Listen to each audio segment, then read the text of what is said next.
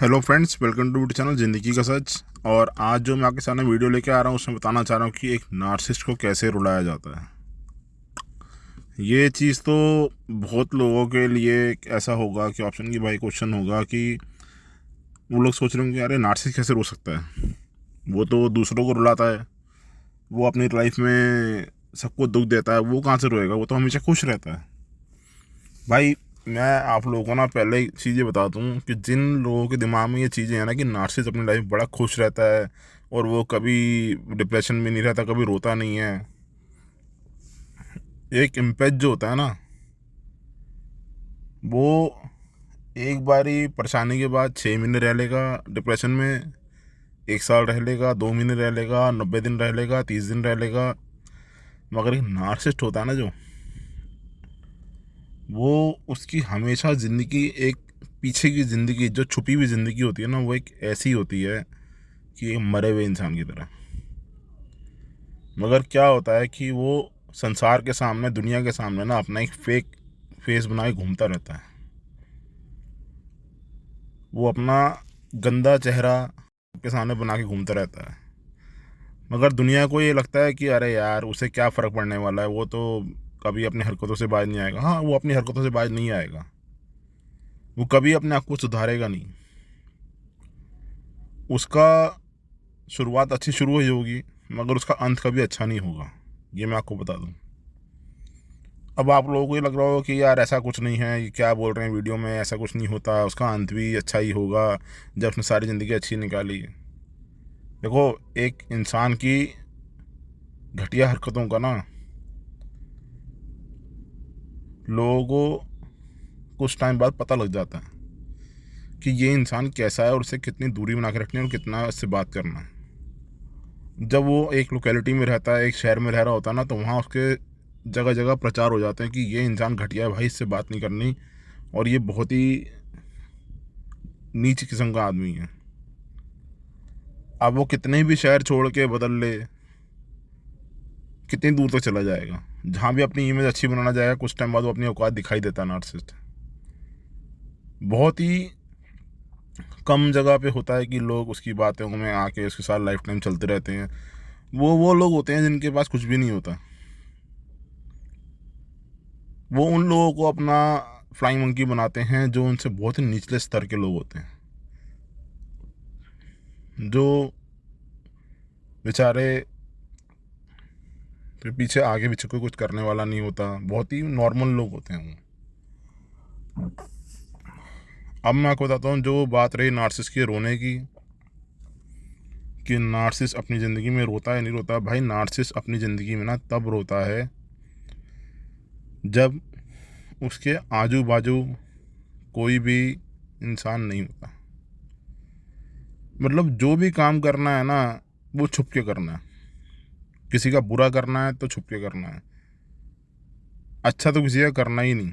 किसी को बर्बाद करने की प्लानिंग करनी है तो छुप के करनी है। मतलब इसके बिना तो इन लोगों की ज़िंदगी चलती ही नहीं है, ऐसी ज़िंदगी काटते हैं लोग। और जब एक एम्पैथ इनको रेज, डिप्रेशन, एनजाइटी देता है, तो वो क्या करते हैं कि उस टाइम पे साइलेंट होकर निकल जाते हैं, और बाद में जैसे रात के टाइम पे जब नार्सिस अकेले होता है, उस टाइम पे वो नार्सिस उस चीज़ को महसूस कर करके अंदर मरता जाता है, और इतना ज़्यादा डिप्रेशन में जाता जाता है कि बस उसको अपनी ज़िंदगी का यही नहीं पता लग रहा होता कि अब मैं ज़िंदगी जीऊँ कैसे। तो वो फिर क्या प्लान करता है कि वही अपनी गंदी हरकतों को इस्तेमाल करना शुरू कर देता है अपने इम्पैथ के लिए। उस रोने के टाइम पे वो ये चीज़ को तय कर लेता है कि भाई अब मैं इस इंसान को जीने नहीं दूंगा, इसको आसानी से निकलने नहीं दूंगा। और आपकी कोई भी प्लानिंग शुरू हो रही होगी ना, उससे पहले वो अपनी प्लानिंग बना के देना शुरू कर देगा कि भाई मैं इससे पहले चीज़ों को आगे बढ़ा के इसका अपनी जगह अपना काम बनाना शुरू करता हूँ। उससे क्या होता है कि इसने, एक नार्सिसिस्ट ने सामने वाले इंसान का कुछ बनना ही नहीं देना ज़िंदगी में, हमेशा उस इम्पैथ को डाउन ही करके रखना है। वो इम्पैथ जितनी भी कोशिशें कर ले, उसको आगे बढ़ने ही नहीं देगा। और जो लोग नार्सिसिस्ट के साथ रह रहे हैं अपने रिलेशनशिप में, उनका तो मैंने देखा है कि वो लोग इतने ज़्यादा खुद डिप्रेशन में हो गए हैं, इम्पैक्ट इतनी ज़्यादा एंजाइटी है उन लोगों को। और कुछ लोगों को थोड़ा एज का ही फैक्टर है कि बेचारे जो मिडिल एज में जाके या 50+ हैं या 60 की एज में हैं, तो उन लोगों को बहुत परेशानियाँ हैं। वो ये सोचते हैं कि अब हमारी ज़िंदगी में क्या अच्छा समय आएगा जो हम अपनी लाइफ को अच्छा बनाएंगे। सारी ज़िंदगी तो इस इंसान का पता लगा नहीं, अब जाके हमारे को पता लगा कि ये नार्सिसिस्ट है। मगर आप लोग ऐसा मत सोचा करो कि भाई अब ज़िंदगी जी नहीं जा सकती। ज़िंदगी जी जा सकती है, मगर क्या है कि उस चीज़ों के लिए आपको बहुत सारी चीज़ों को जो है ना इग्नोर करना पड़ेगा। आपको उस इंसान से बहुत ज़्यादा दूरी बना के रखनी पड़ेगी। अगर आप एक घर में भी रह रहे हैं इकट्ठे,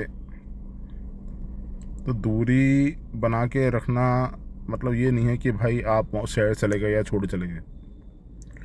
उस इंसान को ना उतनी लिमिट दे के बात करना शुरू कर दो जितनी कि उसकी वैल्यू है। जितना आप उसको जी आप करते रहोगे ना, कि आप उसको खाने के लिए पूछते रहोगे, 24 घंटे उसको किसी चीज़ से पूछते रहोगे, उतना ही वो इंसान आपके सर पे चढ़ेगा और आपकी लाइफ ख़राब करेगा, आपको नीचे डाउन करेगा। क्योंकि आज की डेट में हर इंसान अपने हिसाब से जीना चाहता है, चाहे वो एम्पैथ हो, चाहे वो एक नार्सिसिस्ट हो, कोई भी हो। ये नहीं है कि एक एम्पैथ ने खाली धोखा खाया तो बहुत शरीफ हो गया। मैं ये भी बोलता हूँ आपको, ऐसा नहीं है कि सारे एम्पैथ सही होते हैं। बस कुछ एम्पैथ ऐसे होते हैं कि वो ठीक है, उनको दुख मिला, मगर वो कुछ अपनी हरकतों से वो भी बाज नहीं आते। उनकी हरकतें भी ऐसी होती हैं कि हर बंदा उनकी हरकतों से दुखी हो जाता है। क्योंकि अपना किसी को पता नहीं चलता कि मैं क्या कर रहा हूँ, सामने वाले का फटाफट वो नोटिस कर लेता है। और हर एक इंसान नार्सिसिस्ट नहीं होता। तो जो नार्सिसिस्ट का जो है ना, जो मैं आप लोगों को बता रहा हूँ कि भाई कुछ लोगों को कहते हैं कि नार्सिसिस्ट कभी अपनी लाइफ में रोता नहीं है, उसको कभी डिप्रेशन नहीं, एंजाइटी नहीं होती। भाई एंजाइटी, डिप्रेशन और रेज करना और रोना सबको आता है, ठीक है ना। एक नार्सिसिस्ट के एक पीछे एक वो इंसान ही है, ठीक है, वो एक बहुत खतरनाक राक्षस है जो भी है, मगर पीछे से तो एक इंसान ही है। और जो वो इंसान है ना, उसको भी अंदर अंदर दुख जरूर लगता है।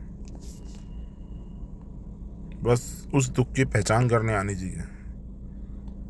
कभी कभी नार्सिसिस्ट का लेवल भी बहुत लो हो जाता है जब उसे कोई अच्छी सप्लाई नहीं मिलती, और जो सप्लाई उसे मिली होती हैं, जिनके साथ वो एक ओल्ड एज में चल रहा होता है, उन सप्लाइयों को पता होता है कि ये नार्सिसिस्ट है, ये कैसा इंसान है। तो वो सप्लाई भी जो होती है ना, वो उसको जीने नहीं देती सही से। और सबसे बड़ी बात, जो नार्सिसिस्ट के साथ जो लोग रिलेशनशिप में हैं, जो कि बिना शादी करे रिलेशनशिप में रह रहे हैं, भाई आप लोगों को तो नार्सिसिस्ट को छोड़ के भागना पड़ेगा। वो कभी नहीं छोड़ेगा आपको। वो डिस्कार्ड करेगा, ओवरिंग करेगा, सब कुछ करेगा, दोबारा आपको अपने जाल में फंसाएगा। वो आपको कहीं जाने ही नहीं देगा। उसकी नेगेटिविटी जो है ना, वो आपको मतलब बर्बाद करती रहेगी और वो आपको कहीं जाने नहीं देगा। तो जो लोग अपने नार्सिसिस्ट से छुटकारा पाना चाहते हैं रिलेशनशिप में रह के, भाई दूर भाग जाओ, जितना दूर जा सको जाओ। वो कभी भी तुम्हारे को छोड़ेगा नहीं खुद से। जो डिस्कार्ड फेज होता है वो कुछ टाइम का ही होता है। बस उसके होवरिंग जाल में एक बार आपने फंसना शुरू करा तो वो आपको कभी पकड़ के रखेगा, छोड़ेगा ही नहीं। उसको पता है इस इंसान की कमजोरी में बना चुका हूँ। ये लोग ना गेम खेलना सीख जाते हैं। और मैंने तो ये चीज़ देखी है कि भाई कुछ लोग नार्सिसिस्ट ना बन जाते हैं एक बारी ऐसा धोखा खाने के बाद। वो नार्सिसिस्ट की चीज़ें सीख लेते हैं। तो वो क्या करते हैं, जब भी किसी रिलेशनशिप बनाते हैं ना, तो उसके ऊपर अपना कंट्रोल लेना शुरू कर देते हैं। ये जो नार्सिसिस्ट का साइलेंट ट्रीटमेंट होता है ना, ये खाली सब एक कंट्रोल है, अपने पीछे लगाने का जरिया है। ये ट्रिक्स होती हैं जिन्हें इन लोगों ने ना ये ट्रिक्स सीख ली होती हैं क्योंकि जैसे आप एक नार्सिसिस्ट रह रहे हो, मैं भी एक नार्सिसिस्ट रह चुका हूँ, तो मैंने चीज़ें बहुत नोटिस करी हैं। आपने करी या नहीं करी वो तो आपको ही पता है। हर इंसान इतनी गहराई में नहीं जाता, मगर जिस इंसान को इनको लेके आगे चलना होता है ना, पढ़ना होता है, देखना होता है क्या है भाई, क्यों इस इंसान ने मेरे से ऐसा करा। हर इंसान का ना अपना अपना दिमाग होता है, सबको अपने तरीके चलना होता है। मेरे ऐसे इंसान का पूरा जानकारी लेके ही छोड़ेगा कि भाई वो क्यों था ऐसा, क्यों किया उसने। क्या पता कल को मैं ऐसे इंसान के पास दोबारा ना फंस जाऊं। अब मैं दुनिया को समझ रहा हूं, मुझे समझ आ रही है, तो मुझे इस तरीके चलना। वो नार्सिसिस्ट ना सारी अपनी स्कीम्स जो होती हैं, सारे तरीके जो भी होते हैं, वो सब ये एक ना एक जगह से सीख के आपके ऊपर डालते हैं। ठीक है, चाइल्डहुड ट्रॉमा होता है, सब कुछ होता है भाई। देख, एनपीटी एक प्रॉब्लम है, मगर कुछ लोग ना इसका इस्तेमाल भी कर रहे हैं।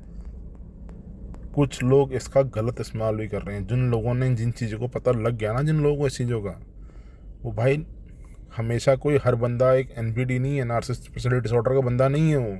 क्योंकि नार्सिसिस्टिक पर्सनैलिटी डिसऑर्डर का बंदा तो एक अलग ही पहचान का होता है, उसकी पहचान ही अलग होती है। उसकी पहचान ऐसी होती है कि जो कि अपनी माँ के पेट से पैदा हुआ बच्चा भी मुकर जाता है कि मेरी माँ नहीं है।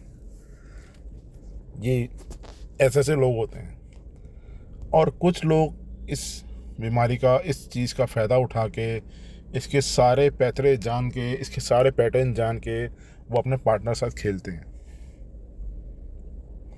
तो जो भी मैंने आपको चीज़ें बताई हैं, ये मैं कहीं से किसी का मैटर रीड करके या कुछ नहीं करता। जो रियल लाइफ है, जो आपको सच्चाई बतानी चाहिए, वो बता रहा हूँ आपको मैं।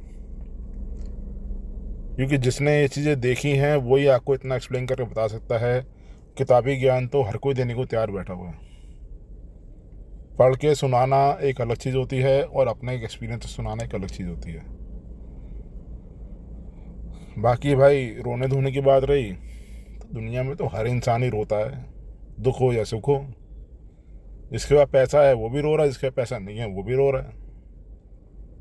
और जहाँ तक रही नार्सिसिस्ट की बात, तो भैया इतना बड़ा कोई इंसान नहीं है कि जिसको इम्पैथ भी जिसको हरा ना पाए।